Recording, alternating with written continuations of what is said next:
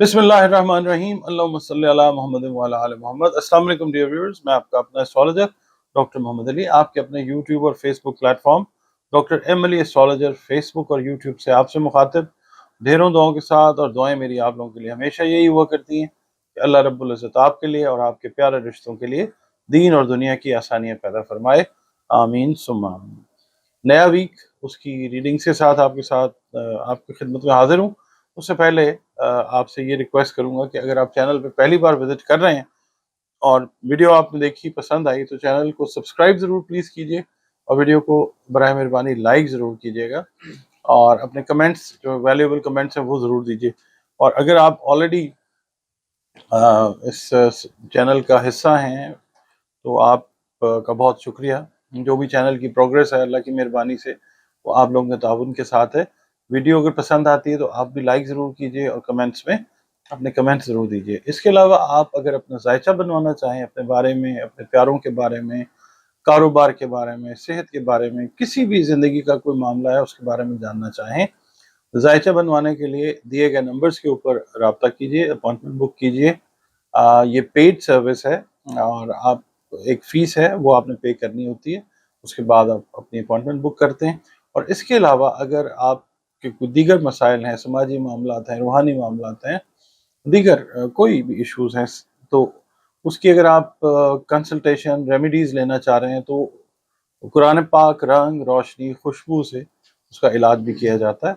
और आप अपनी अपॉइंटमेंट बुक कीजिए कंसल्टेशन के लिए, रेमेडीज़ के लिए भी कंसल्टेशन जो है वो आपको प्रोवाइड की जाएगी इंशाअल्लाह। नाज़रीन, इस हफ्ते के लिए आपको जो सदक़ात मैंने बताने हैं हमेशा की तरह, जो मैं जब से ये शुरू किया सिलसिला मैं बता रहा हूँ आपको, आप कोशिश ये किया करें कि जो मुस्तहिकीन हैं, जिसमें हमारे अपने बहन भाई भी आ जाते हैं, रिश्तेदार अजीज़ भी आ जाते हैं, जो इस्तेदाद नहीं रखते, तौफीक नहीं रखते, वो मुस्तहिकीन में दोस्त अहबाब हैं, महल्लेदार हैं, कोशिश ये करें फ़ी ज़माना इस वक्त जो दौर चल रहा है, रिज़्क से रिलेटेड, खाने पीने से रिलेटेड जो मामलात हैं उनमें लोग परेशानी का, तंगी का शिकार हैं।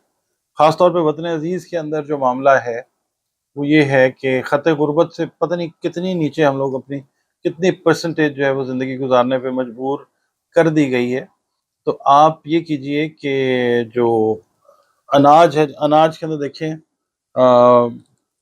आटा है, दालें हैं, चावल है, उसके बाद खाने पीने की जो चीज़ें हैं, चीनी वगैरह, घी है, खाने की चीज़ें जो हैं वो आप सदक़ात में दीजिए। इसके अलावा आपका ताल्लुक़ जिस मज़हब से भी है, जिस दीन से भी आपका ताल्लुक़ है, अल्टीमेटली बात जो जाती है वो अल्लाह रब्बुल इज़्ज़त की तरफ जाती है, क्योंकि असल खालिक मालिक जो है वो अल्लाह रब्बुल इज़्ज़त ही है। उसकी तारीफ़ तौसीफ़ बयान करते रहिए और अगर अल्हम्दुलिल्लाह आपको अल्लाह ने तौफ़ीक दी है तो जो आपके मज़हबी मनासिक हैं उनको भी अदा कीजिए। इसके अलावा नमाज के साथ जुड़े रहें, कुरान पाक के साथ जुड़े रहें और अल्लाह का शुक्र अदा करते रहें कि अल्लाह ताला ने आपको दीन इस्लाम में मोहम्मद मुस्तफ़ा सल्लल्लाहु अलैहि वसल्लम के ग़ुलाम के तौर पे पैदा किया है। तो आप ये कीजिए कि अपनी हर नमाज के बाद आप एक तस्बीह जो है वो दुरूद शरीफ की ज़रूर पढ़ें, कोई सा भी दुरूद शरीफ जो है वो पढ़ें। और हर फ़र्ज़ नमाज के बाद मैं आपसे ये रिक्वेस्ट करूँगा कि इस हफ़्ते हम ये करते हैं कि तमाम बुरूद जो हैं एक तस्बीह जो है आप पढ़ सकते हैं, अल्लाहुम्मा सल्लि अला मुहम्मद व अला आलि मुहम्मद सल्लल्लाहु अलैहि व आलिहि वसल्लम, दुरूद इब्राहिमी, जो भी आप पढ़ना चाहें। इसके अलावा आप लोग इस्तिग़फ़ार जो है उसकी कसरत कीजिए और अल्लाह ताला की रहमत की पनाह में जो है वो आने के लिए दुआ करते रहें। और कोशिश ये करें कि इस हफ़्ते में जो नमाज़ें हैं मतलब कोई खुदा न खास्ता प्रॉब्लम है तो उसकी वजह से मिस हो जाती है, वो एक और चीज़ है, मगर उसका भी आपने ज़ाहिर है वो उसकी क़ज़ा भी आपने अदा करनी है।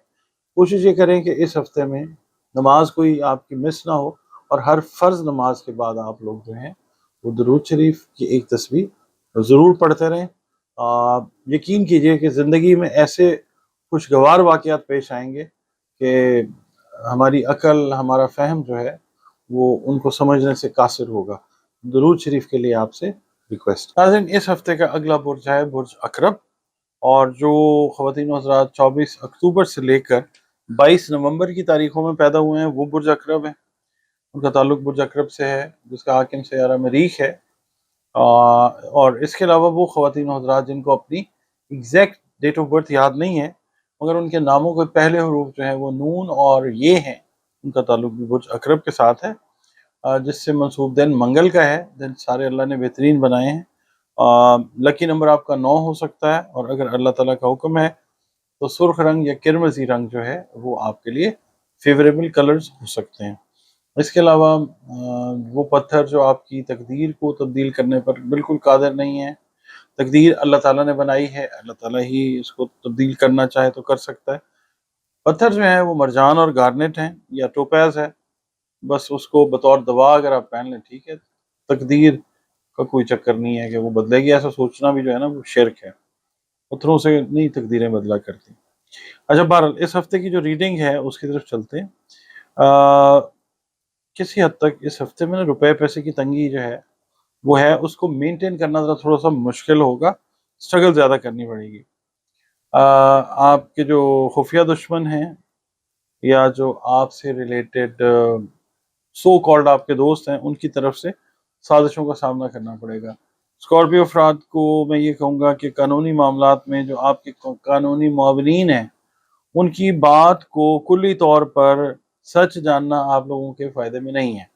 آپ اپنے طور پہ ویریفیکیشنز کریں، کیونکہ اس ہفتے کی انرجی بھی یہی بتاتی ہے کہ آپ سے بہت ساری چیزوں میں جھوٹ بولا جا رہا ہے۔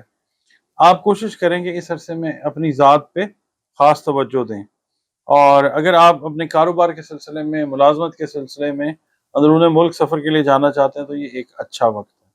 اندرون شہر جو آپ کے یعنی آپ کے شہر میں جو رشتہ دار عزیز رہتے ہیں یا آپ کے دوست احباب یا سہیلیاں رہتی ہیں ان سے بھی ملنے کے لیے آپ وقت نکالتے ہوئے نظر آئیں گے، اور کچھ قانونی معاملات ایسے ہیں کہ ان کا فیصلہ آپ کے حق میں ہوتا ہوا نظر نہیں آ رہا۔ اور وہ افراد جو شراکتی کاروبار شروع کرنا چاہتے ہیں ان کو چاہیے کہ اس ہفتے میں نہ شروع کریں۔ شریک کار یا کسی اور شخص کی مدد درکار ہو تو وہ آپ کی مدد کرنے میں کوئی دلچسپی نہیں لے گا، بہتر یہ ہے کہ اپنا کام جو ہے وہ خود کریں۔ جو ریلیشن شپ کا جو پیٹرن ہے ہسبینڈ وائف کا، وہ اقرب والوں کے لیے کو بہت زیادہ آئیڈیل نہیں ہے۔ کوشش یہ کریں کہ اپنے معاملات میں اپنے گھر کے افراد کو شمولیت سے روکیں، ان کی وجہ سے بہت سارے معاملات جو ہیں وہ آپ کے اور آپ کی وائف کے، یا آپ اگر خاتون اقرب ہیں تو آپ کی اور آپ کے ہسبینڈ کی جو خرابی ہے ریلیشنز کی وہ گھر والوں کی انکلوژن کی وجہ سے ہو رہی ہے، تو اس چیز کو روکنا بہت زیادہ ضروری ہے۔ صحت جو ہے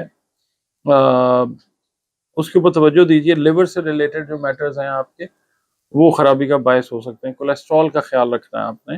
اور جو ہاؤس وائفز ہیں ان کو بھی میں یہی کہوں گا کہ بحث مباحثے سے جو لائف پارٹنرز ہیں یا بچے ہیں ان سے آپ نے بچنا ہے۔